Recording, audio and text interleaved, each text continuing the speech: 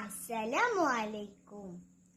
আমি আজরিন আবৃত্তি করছি কবি মদন মোহন তর্কালঙ্কার রচিত কবিতা আমার পণ।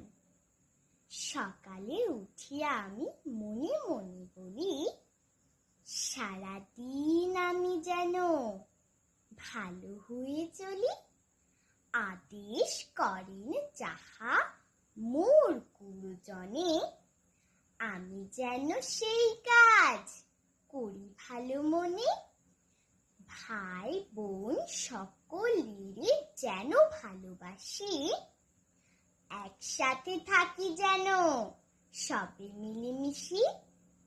ভালো ছেলেদের সাথে মিশে করি খেলা, পাঠের সময় যেন নাহি করি হেলা।